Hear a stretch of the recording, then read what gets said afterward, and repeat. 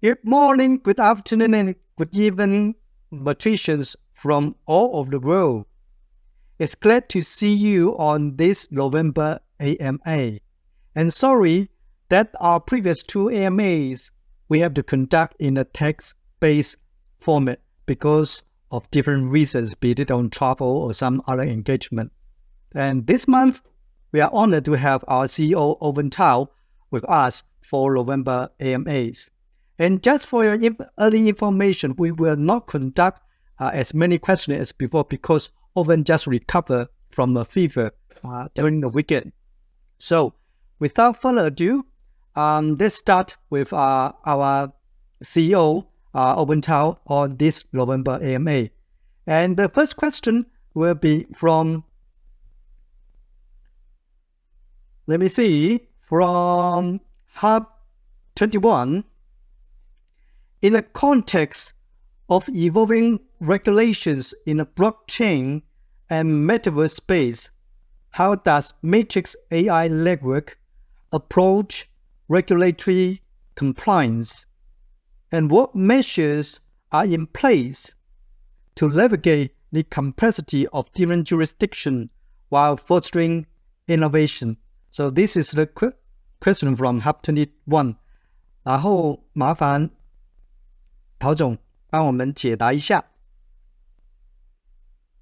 我就全用那什么对吧？对用这个普通话。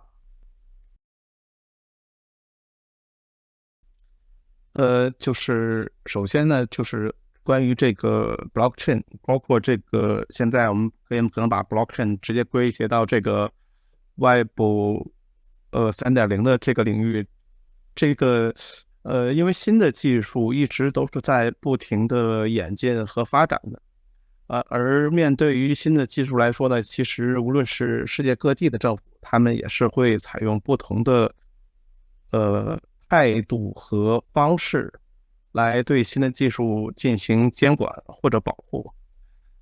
就是从 Matrix 的角度来说呢，就是因为我们也希望我们的技术可以适用到全世界的各个领域，各个地区，所以呢，就是如何去满足不同地区的这个无论是监管也好、法律也好的这种需求，对于我们来说也是一个非常重要的课题。就以往来说，我们采用的方式呢，其实对于我们来说这件事情很复杂，其实也并不是那么复杂，因为我们有一个前提，这也是我们 Matrix 1.0、2.0这样一贯发展过来的一个非常重要的前提，就是我们始终是以保护用户的数据和隐私，以及把这些东西作为用户的资产来作为一个前提，我们在做各种各样的事情。无论是我们在主链上引入了这个IPFS， 就是一个去中心化的存储，还是我们把我们的主网打造成了一个去中心化的计算网络，包括在上面去加入这种隐私计算和这个去中心化的这种同时进行的这种训练。我们的一个目标就是让用户的这些像数据呀、算法呀、算力都可以成为用户自己的资产。这样才是一个我们认为比较理想的一个去中心化的世界，同时或者是平台吧。同时呢，就是用户的权益也可以得到保护。而且我们觉得这样在一个 Web3 的世界中，这是一个比较有效率的一个做法。所以以这个为前提的情况下的话，其实对于大多数的这种无论是监管还是法律管辖来说的话，其实我们并不会去触碰到一些红线，因为我们把这个所有权的这些东西都交还到用户自己的手里。对，我们也并不，因为我们也没有办法。举个例子，比如说 Eric 他去再把他的数据上传到我们的 IPFS 上，那么我也没有办法去查看到，就这个数据的所有权这些东西都是在 Eric 自己手里的。所以我们只是提供了一个平台，让大家去更好的去给自己的这些数字资产去发挥价值，同时在里面可以挖掘到更多的价值。那么所有权这些东西还是归用户所有。从这个角度来说，我觉得就是基本上所有的法律法规其实对我们来说都没有一个特别大的问题。我们在未来的发展也将以这个前提，就是作为我们未来的无论是产品也好，技术演进也好，我们都会以这个作为我们未来发展的一个重要前提。那么我相信在这个的前提下，我们来应对于这个全世界各地不同的这种法律法规的管理，我们相信我们还是比较从容的这是我们的一个做法。谢谢大家。谢谢陶总。陶总说的很好，关于就是这个是复杂，但是也不复杂。然后我再附加几个点。第一个点就是我们本身是在香港，然后香港是出名是在法治方面是全球著名的，这是第一个方面。那第二个从方面来说，去从这个技术方面，区块链技术来说，它是去中心化，但是它并不代表就是就是没有就是这个法律的这个存在。那第三个方面其实这个区块链技术要走向就是主流的话，那一个非常重要的一个点就是就是 compliance。那这个也是我们 Matrix 作为一个机构来说，一直在香港努力的做的一个事情，也一直秉持的就是合规的这样的一个事情去做整个的这个事情。好，那这个是补充刚才陶总的一些回答。那我们再进行第二个问题。那这个问题也是跟 Matrix 整体有关系的。这个问题是来自 Rushing 2150J 这个问题是这样子的。What initiatives or programs does the Matrix AI Network have in place to promote education and skill development in the field of artificial intelligence, aiming to bridge the knowledge gap and empower individuals to leverage AI technology effectively? That is quite a long one. All right. So, 陶总看看你这方面有什么好的想法跟大家分享一下。对，是这样的，就是首先呢，就是AI 的发展就是目前来看的话，我们也一直在提 AI 最重要的3个要素嘛，对吧？就是算力、算法和数据。对，所以对我们来说呢，我们其实从推动 AI 发展的这个角度来说，我们核心是从2个角度来做这个事情。第一个事情呢，就是我们在做的是，就是包括 Matrix 2.0 非常重要的一个功能，就是我们在想方设法去降低使用 AI 的一个成本。因为大家也知道，就是Matrix 团队我们在历史上也去参加了很多的这种人工智能的比赛，包括像 CocoaPasta。我们有一次参加一个，我举一个例子我们有一次参加微软的比赛的时候，我们整个 training 的过程中，光电费大概就花了30万美金左右，就光训练模型的电费。那个时候呢，其实你去看人工智能，它其实的确是可以去解决很多问题了。但是呢，就是它的这个高昂的成本，对于这个很多无论是个人来说，还是这个一些中小型的企业来说，它其实就是特别不友好，对吧？其实大家都知道 AI 有用，但是很多人又用不起 AI。所以呢，就是从那个时候起呢，我们就定了一个方向，就是我们希望可以去降低这个使用 AI 的成本。那么使用 AI 成本呢，其实我们觉得其实也是2方面嘛。一方面呢，就是我们希望可以给用户提供更好的数据；另一方面呢，我们希望可以降低这个 training 包括这 machine learning 这方面的成本。所以呢，就是我们那么 2.0 其实做的事情大家也看到了。对，我们首先希望把这个数据变成资产，每个的数据都变成资产，同时把这个数据的所有权使用权分离。这样的话，首先大家都可以使用到优质的数据。第二点呢，就是我们希望打造一个去中心化的一个机器学习的网络。那么大家在挖矿之余，把自己的算力贡献出来，那这样的话，算力可能会变得更加便宜。我们是从这个角度来说，就是降低这个就是 AI 的这个使用成本角度来说，来促进 AI 的教育和发展。第二点呢，就是我们未来就是包括现在也在做的一些事情。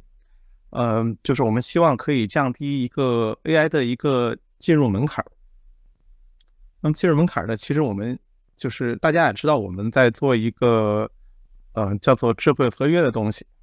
对，智慧合约。那么智慧合约呢，其实本质上我们想做的事情就是让没有编程能力的用户可以去使用 blockchain 中的这个 intelligent 这个 smart contract。对，我们这种目标。所以呢，这个其实我们是在做一个降低门槛的事情。那么当这件事情我们可能做的比较好的时候，就是我们其实可以赋予它更多的就是能量。就是比如说我不会 Python， 对吧？那我也可以用这种方式去训练我的模型。基于我们的这个在 Matrix 上的这种大模型，我也可以去训练我的模型。那我只需要去跟机器用自然语言去交互，那么它可以给我一个非常好的可用的一个成果。对，那这个是我们在未来也在一步步推进的事情。所以从这个问题来说的话，我们实际上一直在做两件事情。一方面我们希望可以降低使用 AI 的成本，另一方面我们希望通过我们的技术可以降低这个 AI 使用的进入的门槛，然后从而无论是让大家掌握更多的可以就是更好的更容易的去使用 AI 的这样一些技能。对，谢谢陶总。刚才陶总说的很好。那还有一个点就是什么呢？我们一直以来都是很鼓励去让大家了解我们做事情背后的原因，还有各项技术的一些原理等等。所以我们在这个网站里面都发布了不同类型的科普的文章，包括一些技术类型的这个文章。那大家有兴趣的话可以去看一下那一些文章，然后数量还不少，这是一方面。那另外一个方面就是刚才陶总有说到的智慧合约，那也就是利用 AI 的这个技术把编程的这个门槛降低。那这个事情是我们在 1.0 的时候已经预见得到，那现在我们刚刚完成了这个智慧合约的第一个版本，也进行了一个小规模的测试。那我们会在适当的时间告诉大家这个最新的这个进展会是什么样子。好，那请大家这个期待。好，接下来第三个问题是关于Morpheus。这个问题是来自 Rock6。 Is it possible to integrate Morpheus with other emerging technologies such as brain-computer interface or neurodust to create an even more seamless and interactive dream experience? We are talking about dream experience， 就是跟梦境有关系的东西。陶总这一方面有什么想法呢？我先就是首先呢，就是这个 neurodust 它其实也是现在的比较新型的这个脑机接口的一种形式。对，就是大家应该也知道，就是在 Matrix 3.0 的这个部分中，我们非常重要的一个点就是将我们现有的成果去和脑机接口去进行结合，去拓展更多的可能性。那么在之前的我们也取得了一些阶段性的成果，包括我们给大家也做了一个，比如说使用这个脑电波去打开钱包的一个 DID 的一个操作，包括是基于这个用户注意力的这样去控制车辆的这样一些我们目前也在更多的去就是我们在基于我们目前的一些成果，我们现在是走到了一个比较关键的节点。我们现在非常多的工作就是在集中精力的去对我们下一阶段的一个这个产品工作有一个比较准确的或者一个比较清晰的路径的一个规划，就是我们现在在做的一些事情。因为我们在第一阶段做的时候，我们发现我们做的一些事情和我们 3.0 的最开始规划的这个 milestone 其实是有一些差异的，因为这些差异其实都是在我们在这个实际的研发中，包括我们出现出来的一些成果和我们遇到的一些问题，跟最开始的设想其实是有些出入的。所以我们在一直修正我们的路线，我们希望可以达到一个未来达到一个比较好的一个状态。那么就是至于这个梦境这个东西，首先是这样，梦境呢，这个大家都是一个比较感兴趣的一个东西。就其实，在脑科学里，其实这梦境也是一个比较这个叫比较 popular 的一个话题。但其实现在我们对人的这个梦所知并还不是那么多。但是呢，就是你也提到一个很有意思的一个结合点，这个其实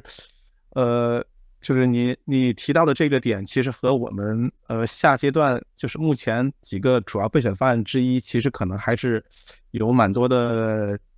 结合点的。对，我们可能未来在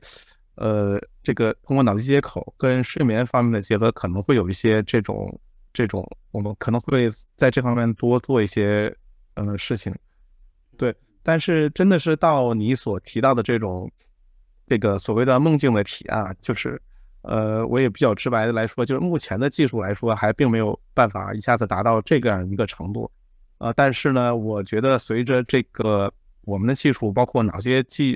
技术接口技术的一个发展，以及我们对人类大脑越来越了解的这样情况来说呢，我觉得这并不是一个只会在电影里发生的情况。我相信就目前我们已经可以取到这个，比如说现在你睡觉的时候可以取到你的一些数据，以及可以对你的大脑进行一定程度的干预。所以呢，我相信在未来你提到的这个场景，我相信是完全有可能实现的。谢谢陶总。好刚才陶总有提到过关于就是路线图的修正，那我记得在我们早期的这个 AMA 里面也有提到过关于就是路线图修正的这个问题。其实在我们一直工作的时候，我们会发现就是为了整个项目能够更加健康的发展的话呢，我会调整一些路线图里面的东西，也就是说路线图不会是一成不变的，而是会一直演化。那这个演化的根据会是包括第二方面在技术的挑战方面，那第二个方面就是在市场的这个契合度方面。那我们的这个最终的目的也是让就是咱们的 Matrix AI Network 能够走向一个更加健康更加有市场化的一个前进的一个方向。所以我们也会不断的这个进行这个路线图的这个调整。比如说刚才陶总提到过关于睡眠的一些东西，那在之前这个路线图里面是没有的，那这个也是一个合理健康的一个做法。好 OK， 然后接下来还有另外一个问题也是关于 Morpheus 的问题来自 Jet and Step One。问题是这样 ：Can Morpheus be adapted to enable users to collaborate with one another within the dreamscape, potentially leading to innovation solutions to real-world problems or the creation of new shared realities? It's quite complex to me, right? 陶总还是跟梦有关系的看看有没有什么其他的这个点可以加入进去。那个就是我首先这个就是因为通过这两个问题，我发现了一些问题就是首先呢，就是我们要澄清一下，就是我们的 Morpheus 是一个就是基于 Matrix 网络的一个大语言模型。Morpheus 它本身就是它其实你可以看作它跟 ChatGPT 是一个同类型的产品。当然我们使用的目标是不一样的， ChatGPT 它还想做成一个通用的人工智能这样一个助手工具，而我们使用 Morpheus 呢，更多的是希望在未来是成为这个我们脑电波的一个补充，来为我们建立这个 Avatar Intelligence 所使用的一个工具。这个是，但是它本质上跟 ChatGPT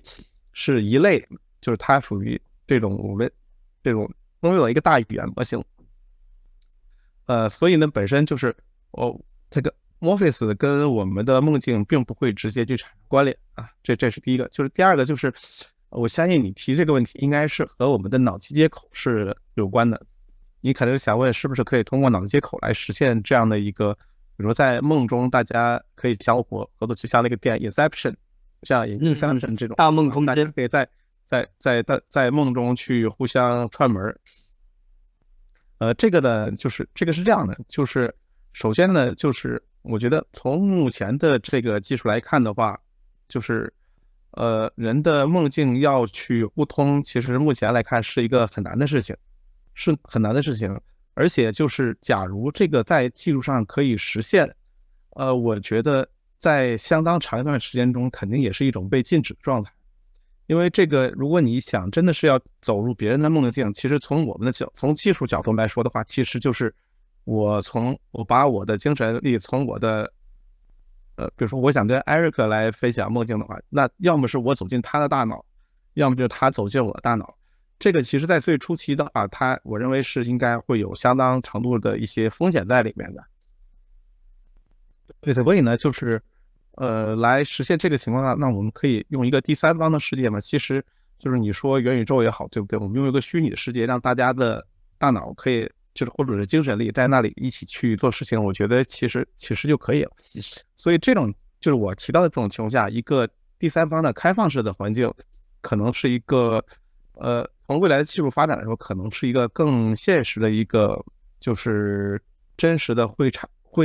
实现的一个应用场景。当然，就是这个，我相信这个，如果是未来技术发展到一个程度的话，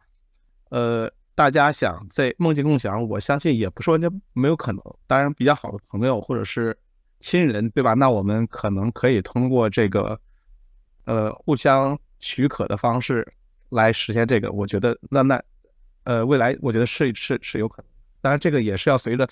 脑科学，就是因为我们现在还没有办法，因为大家也看到，我们刚刚可以从脑电波数据中把这个注意力取出来，我们现在其实还可以取出一些其他的数据啊。对，当然你像梦境这样非常细腻的数据，我们想分析到这个程度，其实我们还有很长的一段路要走。当然，我相信也并不是梦想吧，我觉得将来是有实现的可能。好的，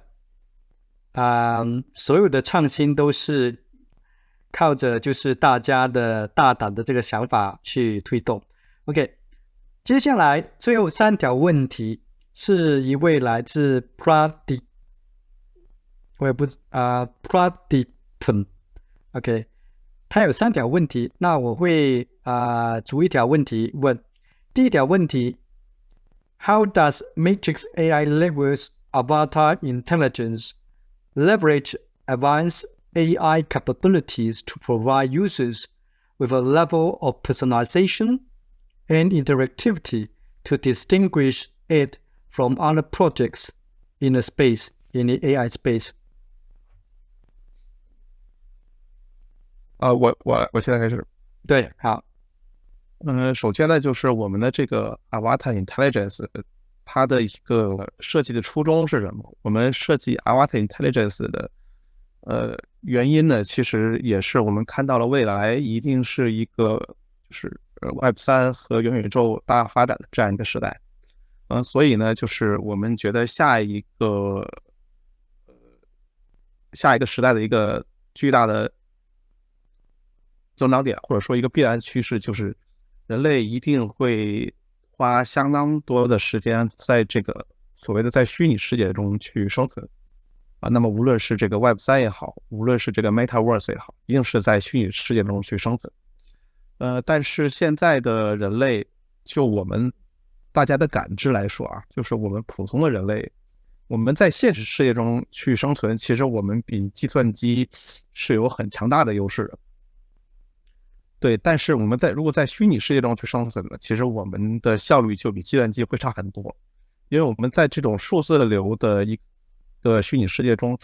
我们无论是获取数据的能力，还是同时去处理数据的能力，都比这个 AI 要差很多。那么这个大家其实可以想到，一个纯数字的世界，如果在一个纯数字的世界中去生存，那么获取数据以及处理数据能力，应该是在这个世界中去生存的一个最基本的一项技能，或者说是一个门槛。对，那么所以这个能力也将决定了我们在这个虚拟世界中生存中的一个生存质量，以及我们可以创造多少价值。所以为了解决这个问题呢，就是我们觉得这个 Avatar Intelligence 是非常有必要的。它的必要点体现在这样几个点。第一点，它是一个 AI， 对 Avatar Intelligence， 它首先它是一个 AI。那么既然是 AI 的话，那么它首先它就具有了一个能代替我们在这个虚拟世界中去大量的获取数据以及处理大量海量数据的这样一个能力。第二点呢，它的这个 avatar 的意思其实就是说，我们希望它是作为我们的一个分身，而不是一个独立的第三方的一个 AI。所以就是我们提到了，就是无论是使用这个脑波技术也好啊，还是使用这个就是 Morpheus 的这个大模型来学习我们的思维方式也好，对，就是根本原因都是希望我们创造出来的这个 AI， 它是像跟我们本人一样的思考方式，